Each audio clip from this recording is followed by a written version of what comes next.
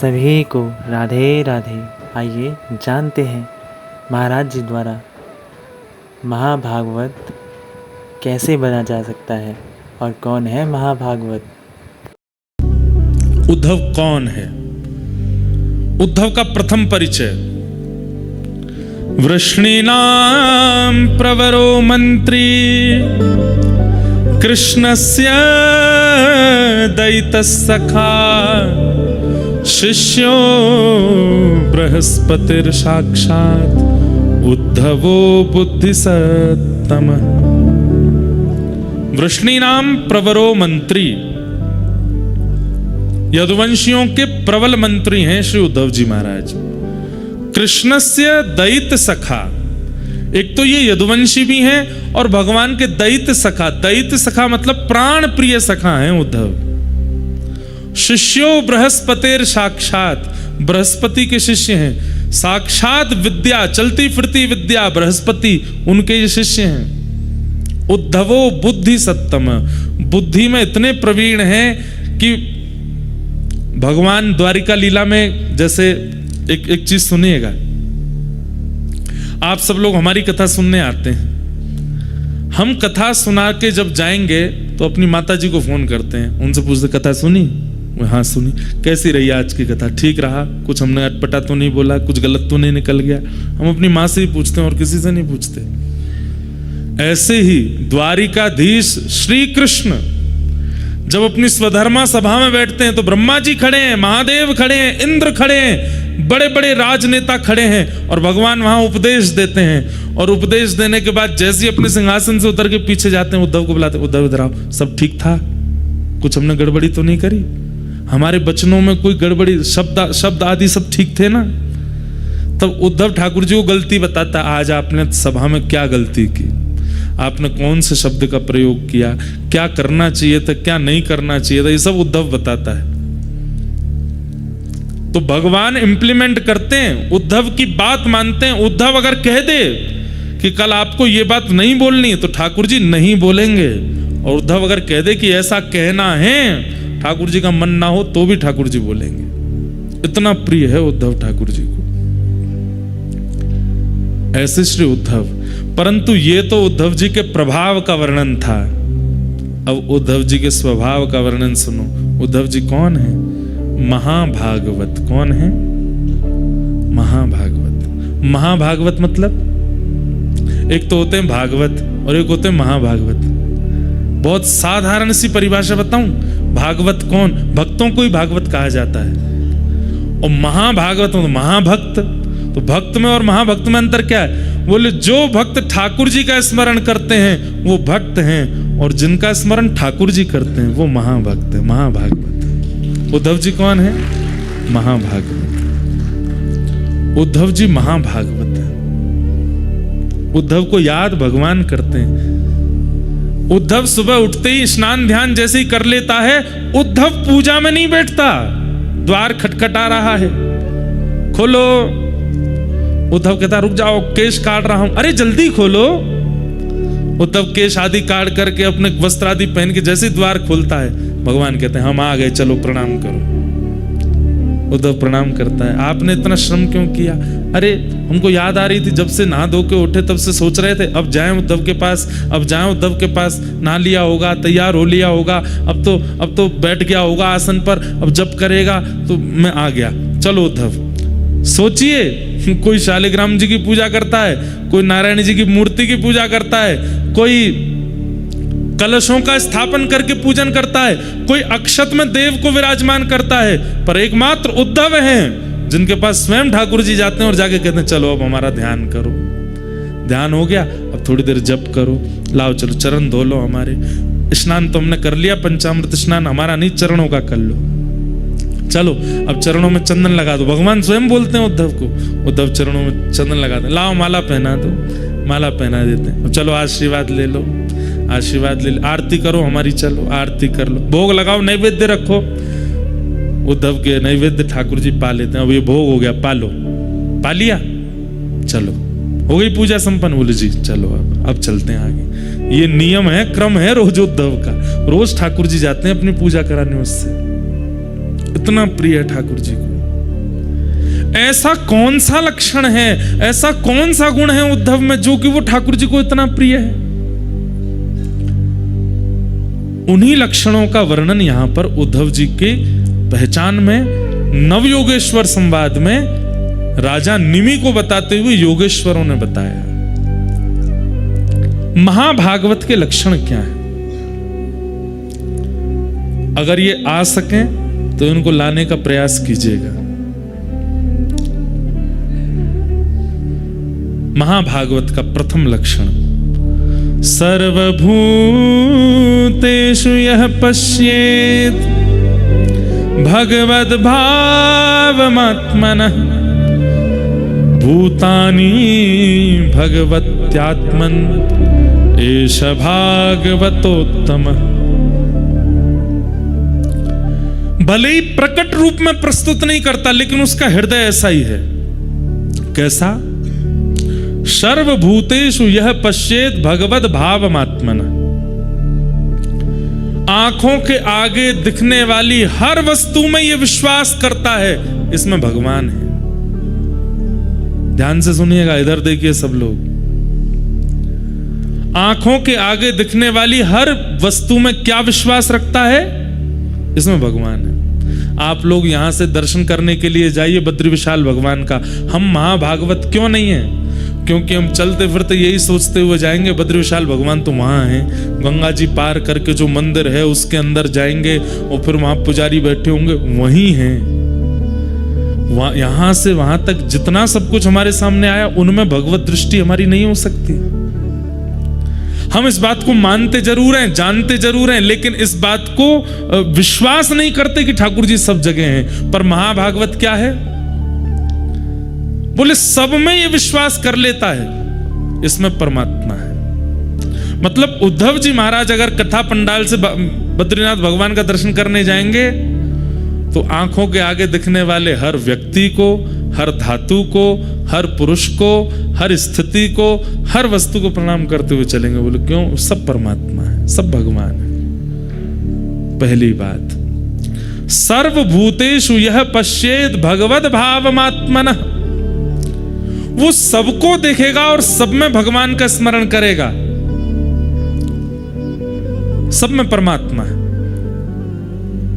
और जब परमात्मा प्रत्यक्ष सामने होंगे और जब उनका दर्शन करेगा तो क्या भाव रखेगा? बोले सब इन्हीं में ही हैं। मतलब सब में वे हैं और वे जब सामने आ जाएं तो सब इनमें हैं। ये दो स्थिति रखता है महाभागवत। समझ में आई बात? बद्री विशाल भगवान को दर्शन से पहले जो दिख गया सब में परमात्मा, और जब बद्री विशाल भगवान दिखे तो क्या? सब इनमें। ये दो स्थिति जिसकी है उसको क्या कहते हैं? महाभागवत। ये दो लक्षण। और कैसा होता है महाभागवत? महाभागवत और कैसा होता है? न काम कर्म बीजाना यस्य चेतसि संभव वासुदेवैकनिलय स वै भागवतोत्तम। वाह, बहुत सुंदर परिभाषा। क्या कह रहे हैं? न काम कर्म बीजानाम। उनके चित्त में कोई कामना कभी प्रकट ही नहीं होती। जैसे हमारी इच्छाएं प्रकट होती हैं, कामनाएं प्रकट होती हैं, महाभागवत के चित्त में कोई कामना नहीं है। तो बोले फिर कैसे जीता है वो? जैसे राखो तैसे रहूं, मैं अपने मन से कुछ नहीं सोचूंगा। मारा गिरधर लाल थारो नचायो नाचूं रे। मारा गिरधर लाल थारो नचायो नाचूं।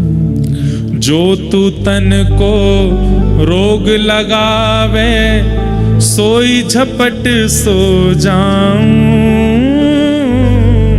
जो तू तन को रोग रोग लगावे, सोई झपट सो जाऊं। मतलब अगर बुखार आ गया सुनो, करना नहीं आप लोग ऐसा। हाँ, बुखार आ गया तो औषधि भी नहीं लेंगे।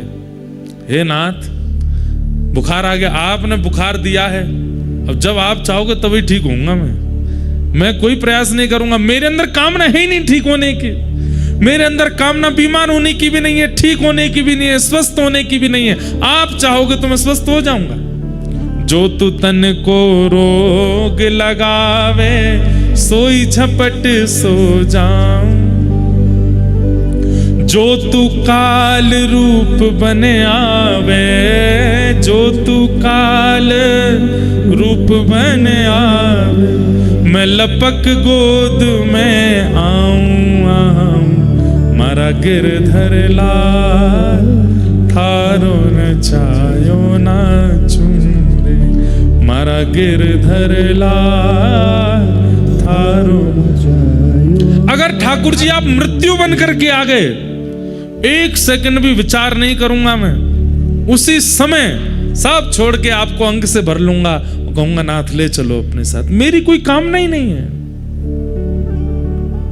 इसे क्या कहते हैं? महाभागवत। सुनना सुन ही लीजिए, बनना बहुत कठिन है। उद्धव जी यही है। मतलब पूरा दिन निकल गया, कुछ नहीं पाया उद्धव जी ने। संध्या होते होते ठाकुर जी, और उद्धव ठीक हो? हाँ। कुछ खाया सुबह से? नहीं। तो क्यों? आपने खिलाया ही नहीं। तो भगवान को याद आती है, अरे ये तो महाभागवत है, खाएगा ही नहीं जब तक मैं नहीं खिलाऊं। आओ बैठो इधर। फिर ठाकुर जी उसको पवाते हैं, खा लेता है। मतलब देंगे ठाकुर जी तो स्वीकार है, नहीं देंगे तो कामना नहीं है उसकी। न कर्म न काम कर्म बीजानाम, कोई इच्छा नहीं है। न काम कर्म बीजानाम यस्य चेतस संभव। जो आप चाहोगे वो होगा। और वासुदेवैक निलय सवै भागवतोत्तम। अपने तन को क्या मानते हैं? वासुदेवैक निलय, मतलब भगवान का निलय। निलय का मतलब क्या होता है? घर। अपने शरीर को अपना नहीं मानते, अपने शरीर को भगवान का घर मानते हैं। ये ठाकुर जी का घर है। सुबह सुबह उठेंगे भी तो इसी भाव से उठेंगे, ओहो मंगला हो रही, आंख खुल गई, कपाट खुल गए। भीतर कौन है? ठाकुर जी हैं। उनकी शुद्धता पवित्रता, उनकी सेवा मुझको करनी है, तो हाथों से वही क्रिया कर रहे हैं जिससे भीतर के ठाकुर जी की सेवा हो। चरणों से वही क्रिया कर रहे हैं जिससे भीतर के ठाकुर जी की सेवा हो। नेत्रों से वही देख रहे हैं जिससे भीतर के ठाकुर जी को सुख मिले। मुख से वही ग्रहण कर रहे हैं जिससे भीतर के ठाकुर जी को सुख मिले। और कुछ भी ऐसी क्रिया नहीं जिसमें अपने सुख का विचार।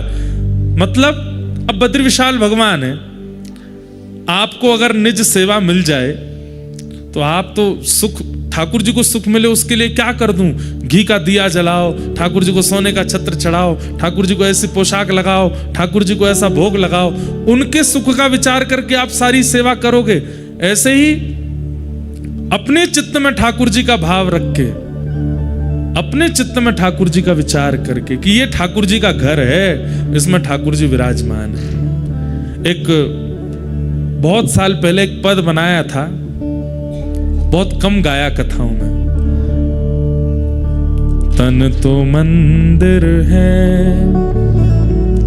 मन है वृंदावन। तन तो मंदिर है, मन है वृंदावन। ये तन क्या है? बोले तन तो मंदिर है, और इस तन में जो मन है वो मन वृंदावन है। तन तो मंदिर है, मन है वृंदावन। मन के वृंदावन में बसे हैं श्री राधा रमन। मन के वृंदावन में बसे हैं श्री राधा रमन। वासना को छोड़ तू भक्ति पथ पे चल, वासना को छोड़ तू भक्ति पथ पे चल। वासना में क्यों फंसे आरती सजल, वासना मिटे नहीं आत्मा मरे नहीं, तन का हो निधन मन के वृंदावन में बसेंगे श्री राधा रमन। तन तो मंदिर है मन है वृंदावन, मन के वृंदावन में बसे हैं श्री राधा रमन। ये उत्तम भागवत की भावना है। तन तो मंदिर है और इस तन में मन क्या है? बोले मन है वृंदावन। और मन के वृंदावन में कौन बसे हैं? बोले श्री राधा रमण। जिस दिन इस बात को केवल बोलेंगे नहीं, सोचेंगे नहीं, विश्वास कर लेंगे, इस तन से ऐसी कोई क्रिया हो ही नहीं सकती जिससे पाप लगे। हम इस तन से पाप करते तब हैं जब इसको अपना मानते हैं और इस पर अपना अधिकार रखते हैं। परंतु ये तन ठाकुर जी का है और इसमें आवास ठाकुर जी का है, ये भावना करके जब इस तन से क्रियाएं की जाती हैं कोई पाप नहीं होता। तो महाभागवत का दूसरा लक्षण क्या है? न काम कर्म भी जाना। हम आपसे फिर कह रहे हैं ये कथा दोबारा नहीं होगी, सुन लीजिए। और ये कथा और कहीं होगी भी नहीं, बद्रीनाथ में ही हो सकती है। न काम कर्म भी जाना यस्य चेतसि संभव। अपने चित्त में कोई कामना नहीं है, अपनी कोई इच्छा नहीं है। प्रहलाद जी महाराज को हिरण्यकश्यप कहते हैं जाओ इसको पर्वत से फेंक दो। तो प्रहलाद जी महाराज की इसमें सफाई नहीं देते। प्रहलाद जी की पिताजी मेरे साथ ऐसा क्यों कर रहे हो, मैंने क्या अपराध किया, क्या गलत किया? नहीं, पिता ने कह दिया पर्वत से फेंकना है तो प्रहलाद जी पहले ही तैयार हो गए, ले चलिए पर्वत पे फेंक दीजिए मुझे। होलिका दहन के लिए चिता पे बैठाना, पहले ही बैठ गए प्रहलाद जी। बस इतना बोले पिताजी मैं तो ठीक है मुझे बैठा दीजिए पर बुआ को मत बैठाओ आप। क्यों? मैं तो बच जाऊंगा, ये नहीं बचेंगी। प्रहलाद जी की अपनी कोई इच्छा नहीं है, वो सब ठाकुर जी पर अर्पित करके रहते हैं। ये महाभागवत का लक्षण। मीराबाई अपनी इच्छा से नहीं। मैं भी मीरा चरित्र कह रहा था चंडीगढ़ में, तो वहां पर भी मैंने एक भाव प्रस्तुत किया कि मीराबाई ने मेवाड़ का त्याग तब तक नहीं किया जब तक गोस्वामी तुलसीदास जी की आज्ञा नहीं हो गई। गोस्वामी जी ने जब आज्ञा की तजी ताहि कोटि वैर सम यद्यपि परम स्नेही जाके ही न राम वै देही, तब उन्होंने राम जी की ही आज्ञा मानी कि राम जी आज्ञा कर रहे हैं, छोड़ के चली गई। अपनी इच्छा से कुछ नहीं किया। अपनी स्वेच्छा अगर मीराबाई ने कभी प्रकट की तो वो करी कब? अपने अंतिम दिन, जो मीराबाई का अंतिम दिन था पृथ्वी पर, बस उस दिन मीराबाई ने अपनी इच्छा प्रकट की। प्रीतम ज्यों जाणो सुध लीजो, मीरा के प्रभु गिरधर नागर मिल बिछुरण मत दीजो। बस ये इच्छा प्रकट करती है मीराबाई कि अब नाथ मिल गए हो, अब मुझसे बिछड़ो मत। बस इसके अलावा कोई इच्छा मीराबाई ने भी कभी प्रकट नहीं की। महाभागवत है ही वो जो इच्छाओं में रहता ही ना हो। तो महाभागवत का दूसरा लक्षण क्या है? कि वो कोई इच्छा नहीं प्रकट करता। तीसरा लक्षण क्या है? वो शरीर को भगवान का ही घर मानता है। इस शरीर में ठाकुर जी विराजमान हैं, तो इस शरीर से वही क्रिया हो जो मंदिर की होती हैं, और कोई क्रिया इस शरीर से नहीं। महाभागवत का चौथा लक्षण क्या है? न यस्य, ये हम किसके लक्षण बता रहे हैं? महाभागवत। महाभागवत कौन है? कौन है? उद्धव जी। द्वादश महाभागवतम 12 हैं, 12 में से एक उद्धव जी। उनका लक्षण क्या है? न यस्य जन्म कर्माभ्याम न वर्णाश्रम जातिभिः सज्जतेऽस्मिन् अहं भावो देहे वै सहरे प्रिय। बहुत सुंदर। नयस्य जन्म कर्माभ्याम न वर्णाश्रम जातिभिः, ना तो वे कभी अपने जन्म की शिकायत या फिर जन्म का अभिमान करते हैं। छोटे कुल में जन्मे तो इस बात का उनको कोई कष्ट नहीं होता, उच्च कुल में जन्मे तो इसका अभिमान नहीं होता। न वर्णाश्रम जाति भी, ना वो किसी वर्ण को मानते हैं ना किसी जाति को मानते हैं, वो एक रस रहते हैं। सर्वम खलु इदम ब्रह्म, सब में ठाकुर जी हैं। हरिराम व्यास, हरिराम व्यास जी नाम सुना है?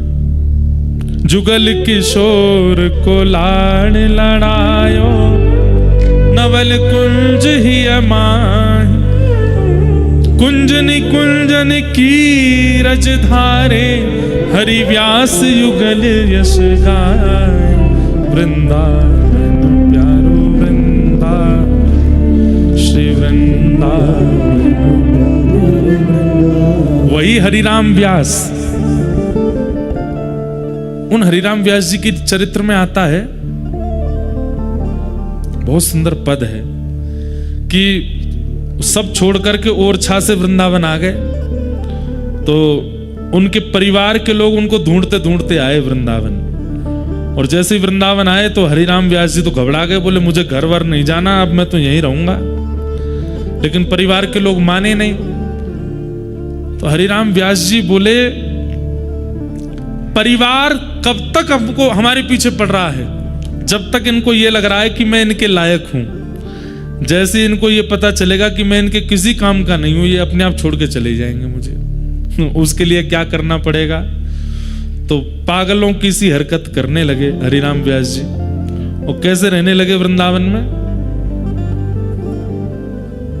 मुख पर कालीत पोत के काजल लगा लिया पूरे मुंह पे, यहाँ पे मोर पंख फंसा लिया कान के ऊपर, और महाराज डोल रहे हैं ऐसे ही डोलते डोलते। घर वाले लोग इधर उधर पूछें हरिराम व्यास कहाँ हैं, हमारे परिवार के वो बड़े हैं, वो कहाँ हैं कहाँ हैं? किसी ने कहा दो वो घूम रहे हरिराम व्यास जी। जैसे ही देखा तो ये तो काजल लगाए घूम रहे मुंह पे। अजीब सी स्थिति। घर वाले बोले ये कैसे कालीत लगाए घूम रहे हैं? तो किसी ने जाके कहा कि व्यास जी मुंह पे काजल लगाए क्या घूम रहे हो? तो हरिराम व्यास जी बोले, जिसको व्रज छोड़ने की स्थिति आ जाए उसको तो मुंह काला ही कर लेना चाहिए। हम यहाँ व्रज रहने के लिए आए, पर ये हमारे परिवार वाले पीछा नहीं छोड़ रहे हैं, हमको वापस ले जा करके मानेंगे। तो अगर वृंदावन से जाने की स्थिति बन जाए तो मुंह तो काला कर लेना ही चाहिए। ये सबसे बड़ी अपमान की बात है हमारे देह के लिए कि वृंदावन प्राप्त होकर के भी छोड़ना पड़ रहा है। घर वाले लोग बोले भैया ये तो बड़ी पागलों की सी स्थिति करते हैं। चले गए। कुछ दिन बाद फिर लौट के आए तो किसी ने बताया, बोले व्यास जी आपके घर वाले फिर आ गए। तो हरिराम व्यास जी फिर एक हरकत करने लगे। क्या करें? आंखों के आगे दिखने वाले हर पेड़ को अपने हृदय से, चाचा जी कैसे हो? दूसरे पेड़ को हृदय, अरे मेरे ताऊ जी तुमने ही तो सर्वस्व दिया, अरे तुम तो मेरी बहन हो। मतलब वृंदावन के रूख हमारे माता पिता गुरु बंधु। बोले मेरे असली परिवार तो यही है। परिवार के किसी ने कहा कैसे हो गए असली परिवार? बोले क्यों? धूप पड़ती है तुम छाया नहीं दे सकते, लेंटर लगवाना पड़ता पैसा खर्च करके, पर धूप पड़ती है छाया देते हैं। ये मेरे ताऊ जी हैं। ऐसे बड़े बुजुर्ग घर में होने चाहिए जो ऊपर छाया दें। ये मेरी बहन है। बोले क्यों? भूख लगती है मुझे भोजन देती है, फल देती है। वृंदावन के रूख हमारे माता पिता गुरु बंधु। इस प्रकार पूरे वृंदावन में घूमने लगे। अब तो महाराज घर वाले लोगों को लगा, बोले ये तो पूर्ण रूपेण पागल हो गए, थोड़े बहुत भी नहीं, हमारे किसी काम के नहीं है।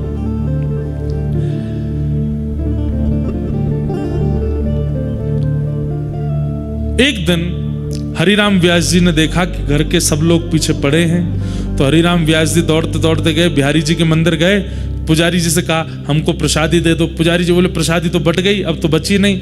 तो वहीं पर एक झाड़ू लगाने वाली महतरानी बैठी थी, पूरे नालियों को साफ करके आई थी, उसको प्रसादी मिली थी, वो बैठ के खा रही थी। हरिराम व्यास जी उसके सामने हाथ पसार के बोले थोड़ी सी हमको दो इसमें से। तो महतरानी बोली व्यास जी थोड़ा दूर बैठिए, हमसे लोग छुपते तक नहीं है और आप हमारी थाली में से प्रसाद मांग रहे हो। अरे आप हरिराम व्यास हैं, पूरे भारत के विद्वानों पर दिग्विजय प्राप्त कर चुके हैं, आप मुझसे कैसे मांग सकते हैं? मेरे हाथ का छिवा आप कैसे खा सकते हैं? हरिराम व्यास जी बोले देख मैं व्यास तू महतरानी, लेकिन चाहे तेरे हाथ में जाए चाहे मेरे हाथ में जाए, प्रसाद अपनी जाति नहीं बदलता, प्रसाद प्रसाद ही रहता है। प्रसाद बिहारी जी का ही रहेगा, प्रसाद पकौड़ी ही रहेगा, प्रसाद कड़ी ही रहेगा। तो मैं और तू ठाकुर जी के प्रसाद को लेके जाति में क्यों विभाजित हो जाते? चल जल्दी दे दे।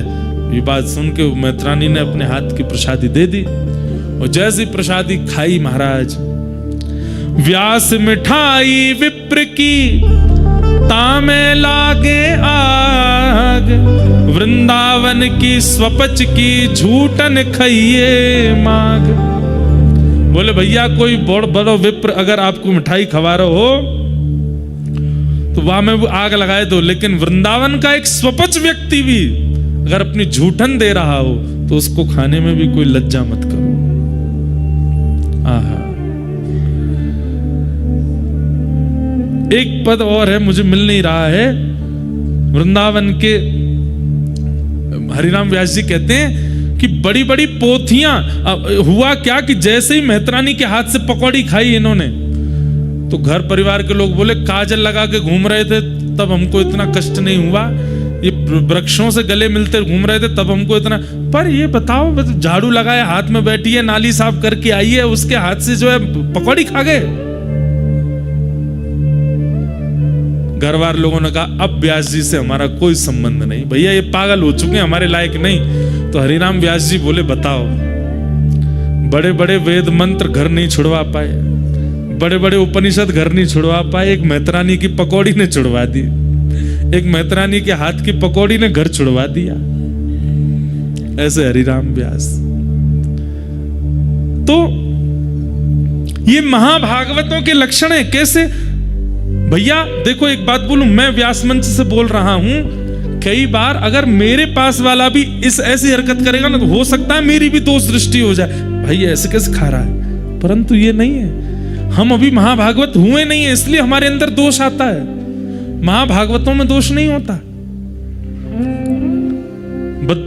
जगन्नाथपुरी में नियम है, अगर मैं महाप्रसाद पा रहा हूं और आपको कहीं पत्तल नहीं मिली है तो आप आकर के मेरी पत्तल में खा सकते हैं, मैं आपको उठा नहीं सकता। ना आपसे मेरी जान है, ना पहचान है, ना आपकी जाति पता, ना नाम पता। अगर आप मेरी पत्तल के सामने आके बैठ गए और मेरे ही महाप्रसाद में से लेकर के खाने लगे तो महाप्रसाद का नियम कहता है कि आप उससे नाम भी नहीं पूछेंगे उसका और उसको खाने देंगे। स्कंद पुराण में श्री वेदव्यास जी महाराज कहते हैं केवल मानव नहीं, आप प्रसाद पा रहे हैं महाप्रसाद, और उतने में कोई कुकर सूकर या फिर बिल्ली आ गई और उसने आकर के अपनी जीभ से आपके महाप्रसाद को चाटना शुरू कर दिया, आप उसको भी नहीं भगा सकते। ये महाप्रसाद की महिमा है। इसलिए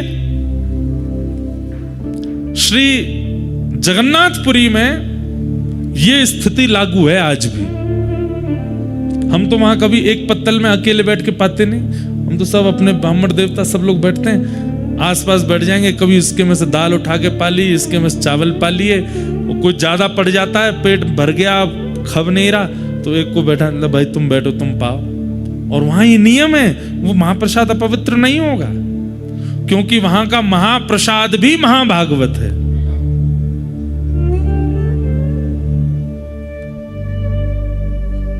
भाई मानव हो तो जातियों में रहना पड़ेगा, लेकिन महाभागवत हो गए हो तो अपने आप सब निकल जाएगा चित्त से। पर बिना महाभागवत हुए भी अगर जाति आदियों के ये सब नियम नहीं मान्य तो फिर उसमें भी दोष लगेगा। चित्त में महाभागवत स्थिति होनी चाहिए। न यस्य जन्म कर्माभ्याम न वर्णाश्रम जात भी सज्जतेस्मिन् अहम भावो देहे वही सहरि प्रिय।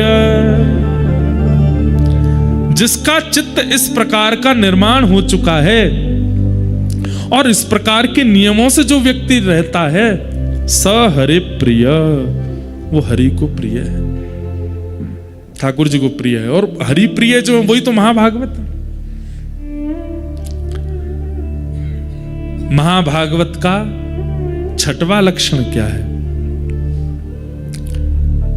न यस्य स्वपर इति वित्ते स्वात्मनिवाभिदा सर्वभूत समशांत स वै भागवतोत्तम। न यस्य स्व पर इति, ये मेरा है, ये तेरा है, ये तेरा है, ये उसका है, ये इसका है, ये भावना है नहीं। सवई भूमि गोपाल की, सब ठाकुर जी का है। ये चित्त में जिसकी स्थिति रहती है वो महाभागवत है। सवई भूमि गोपाल की, सब ठाकुर जी का है। मैं भी ठाकुर जी का हूं, आप भी ठाकुर जी के हो। ये सब स्थितियां ठाकुर जी की हैं। न मेरा, न तेरा, न स्व पर इति, इस भाव में जो रहता है वो भगवान को अति प्रिय है। हाँ, कई लोग ऐसा होता है कि इस भाव को चित्त में धारण करके लड़ने और पहुंच जाते हैं। सब भगवान का है, तुम कैसे अधिकार जमा सकते हो? सारी भूमि भगवान की है, पर्वत भगवान के हैं, नदियां भगवान की हैं, कथा भगवान की है, तुम कैसे अधिकार? ये भी महाभागवत का लक्षण नहीं है। मैंने कहा ना, वो अपनी प्रकट स्थिति में उस भाव को प्रकट नहीं करेगा, पर चित्त से ऐसा ही है जो मैंने बताया।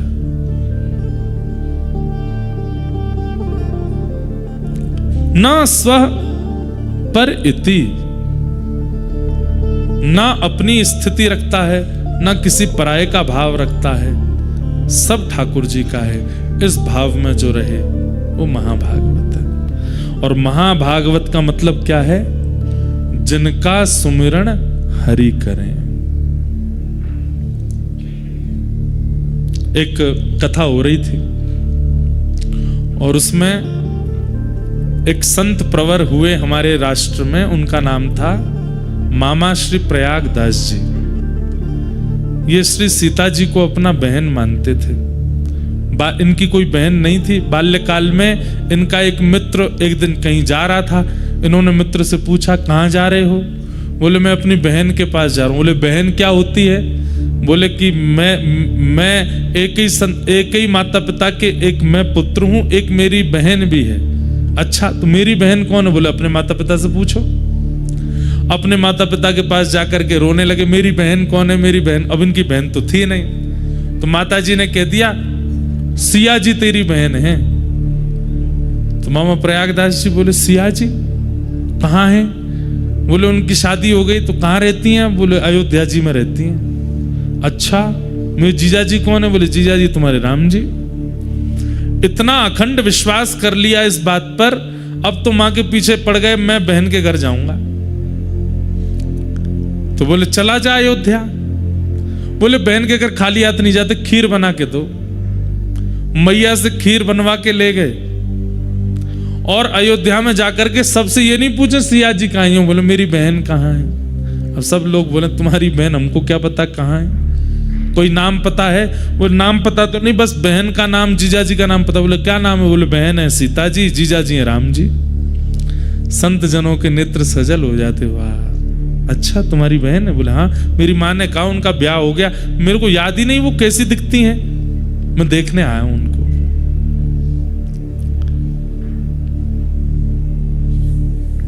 संतों ने कहा, यह अयोध्या है, यहां तुम्हारे जीजा जी और बहन जी विचरण करते रहते हैं। किसी वृक्ष के नीचे बैठ जाओ, आएंगे तुमसे मिलने। बस उनको ढूंढते रहना, उनकी आस में बैठे रहना, आएंगे इसी मार्ग से।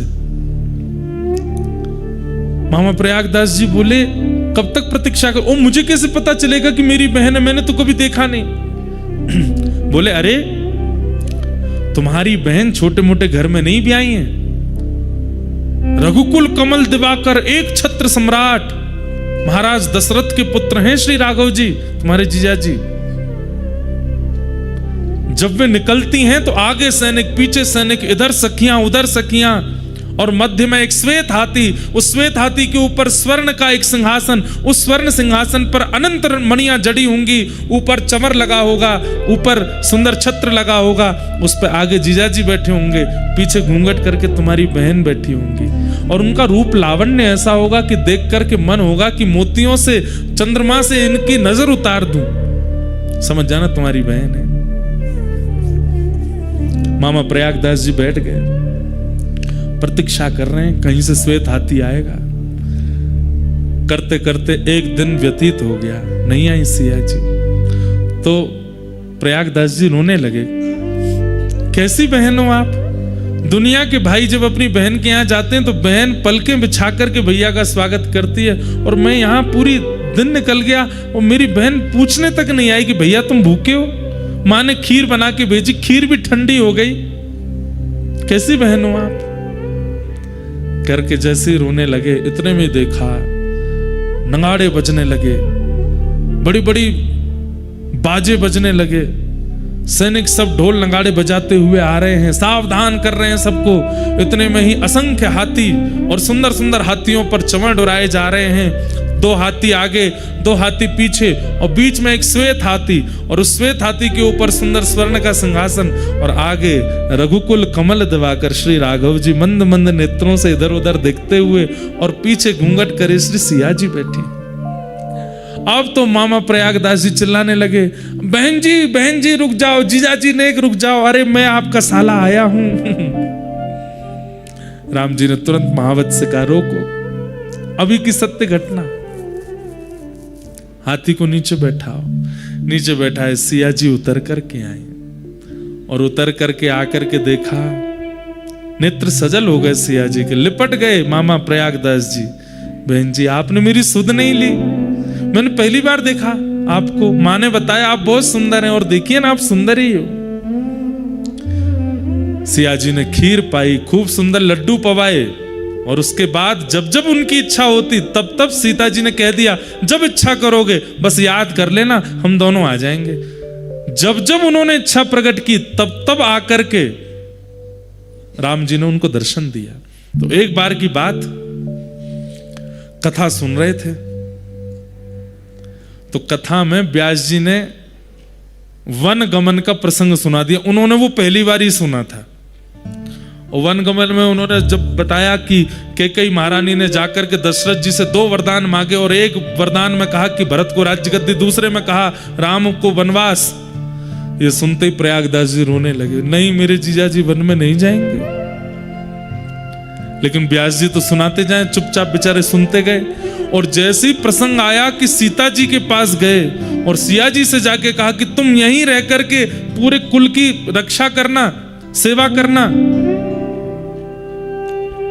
और सीता जी कहने लगी नहीं नहीं मैं तो आपके संग चलूंगी। सीता जी कहने लगी मैं आपके संग चलूंगी। तो प्रयागदास जी तो इतने फूट फूट के रोए, और जैसे ही सुना कि रथ में आरूढ़ होकर के राम जी और सिया जी अयोध्या छोड़ के वन चले गए, मूर्छित हो गए वहीं पे। हाँ नाथ, हाँ नाथ, हाँ नाथ, हाँ नाथ कहते कहते रोने लगे। लोग बाग सब में हड़कंप मच गया, सब श्रोताजन उठ गए, अरे व्यास जी कोई बेहोश हो गया, बोले पानी डालो।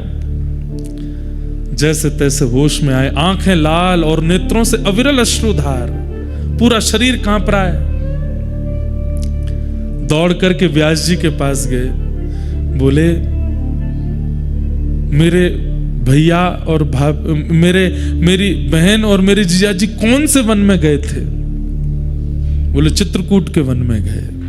उसी समय दौड़ करके अपने घर गए, और घर जाकर के सुनिएगा, घर जाकर के खटिया ली, खटिया के साथ रजाई ली। बोले कि जंगल में सोते होंगे, उनको ओढ़ने को नहीं मिलता होगा, लेटने के लिए खटिया नहीं मिलती होगी। खटिया ली, रजाई ली, अचार का डिब्बा लिया, खाते होंगे क्या मिलता होगा उनको, बढ़िया सुंदर सुंदर सामग्री जो जो वन में होनी चाहिए एक व्यक्ति की जरूरत के लिए सब इकट्ठी कर ली और खटिया के ऊपर डाल करके सारा सामान पूरा धर के, कपड़े लत्ता आदि, वस्त्र शॉल आदि, बहन के लिए सुंदर पादुका, जीजा जी के लिए सुंदर पादुका, सब सामग्री लेकर के और सिर पर धारण करके चल दिए चित्रकूट और रोते जा रहे हैं रास्ते पर। चित्रकूट के वन में पहुंच गए और वन में जाकर के सब रख दिया और उनको तो वरदान था कि जब स्मरण करोगे आ जाएंगे।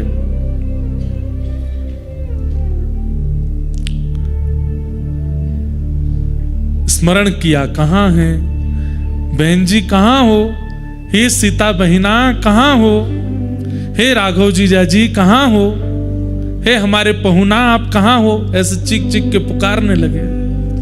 इतने में ही सीता जी बोली, अरे देखो प्रयागदास जी ने कहीं से हमारा वनवास सुन लिया है, अभी जाके वन में ढूंढ रहे हैं। सीता जी इतने में प्रकट हो गई, राम जी प्रकट हो गए, तुरंत चरणों में लिपट गए, बोले कि अरे आप तो कृपा करो, आप वन में क्या कर रहे हैं, आप वन में क्यों घूम रहे हैं। सिया जी बोली, नहीं नहीं नहीं, वो 14 वर्ष का वनवास हुआ था, पर 14 मिनट ही हम लोग वन में रहे, उसके बाद दशरथ जी हमको वापस ले आए और फिर जनक जी भी ले आए और सब ला करके हमको राजमहल में बिठा दिया। अब वनवास नहीं है, वो तो हो गया पूरा, 14 मिनट के लिए गए थे भैया, कर करा के आ गए वापस, आप चिंता मत करो बिल्कुल भी। प्रयागदास जी बोले, मैं तो आपके लिए खटिया लेके आया, रजाई लेके आया, सब सामान लेकर के आया कि आप कहीं वन में होंगे, आपको कष्ट नहीं हो। वो नहीं नहीं, हमारा तो वनवास पूरा हो गया, अब आप प्रेम से खटिया लाए हो, इस पर पड़ जाओ, प्रेम से आनंद करो, कोई चिंता की बात नहीं है, हम राजभवन में सुख ले रही हैं। बस ये सुनते ही प्रयागदास जी नाचने लगे, बोले मेरी बहन सुख में है ना, कोई कष्ट तो नहीं। राम जी को बोले बिल्कुल कष्ट नहीं देना इनको, राम जी बोले बिल्कुल नहीं देंगे, चिंता मत करो। महाराज एक पेड़ के नीचे खटिया बिछा ली उसी दिन। जब ये सुन लिया कि सिया जी सुखी हैं, उस दिन के बाद अपनी अंतिम श्वास तक प्रयागदास जी ने भजन ही नहीं किया, पड़े रहते बस। कोई आगे कहता भजन कर लो, बोले क्या करना, हमारी बहन सुखी है, अब क्यों भजन करना। बहन को कष्ट होता, किसी प्रकार की कोई पीड़ा होती तो उसके लिए भजन करते। हमारी बहन तो आगे बता के गई बहुत प्रसन्न है, वो तो कनक भवन में विराजती हैं, आनंद से रहती हैं। पेड़ के नीचे खाट बिछी है, खाट के नीचे सरवा, प्रयागदास अलमस्ता सोवे, राम लला को सरवा। हम तो अलमस्त आनंद ले रहे हैं, यहाँ पे सुख ले रहे हैं, हमको कुछ करने की आवश्यकता नहीं। ये महाभागवत है। हम यहाँ आपको कितना व्रज से ठाकुर जी छोड़ के चले गए, कितनी कथा सुना देते, कुछ होता है, कुछ नहीं होता। यशोदा मैया व्याकुल हो गई, लाला मत जावे, हमें छोड़ के मत जावे। हम लोग सुन के रो जाएंगे, इससे ज्यादा कुछ नहीं होगा। पर प्रयागदास जी तो व्याकुल हो गए। ये स्थिति किसकी हो सकती है? ये महाभागवत की हो सकती है। और महाभागवत कौन? जो हरि को स्मरण करे, नहीं, जिसका सुमिरन हरि करे, वो महाभागवत। और उनकी स्थिति क्या बताई गई यहां पर? नयस्य स्व पर इति, जो अपने पराये का भेद नहीं रखता, सब ठाकुर जी का है, सब स्थिति ठाकुर जी की है, सब भाव ठाकुर जी के हैं, सब कथा ठाकुर जी की है। ऐसे महाभागवत हैं कौन? श्री उद्धव जी महाराज। वो उद्धव यहां पर विराजमान है। महाभागवतों के लक्षण, ऐसे महाभागवत हैं श्री उद्धव जी। मैं आशा करता हूँ कि आप सभी भागवतिक प्रेमियों को उतना ही आनंद की अनुभूति हुई हो जितना मुझे अभी हो रही है महाराज जी के इस उद्धव संवाद को सुनने के बाद। आप सभी को राधे राधे, आनंद से रहिए।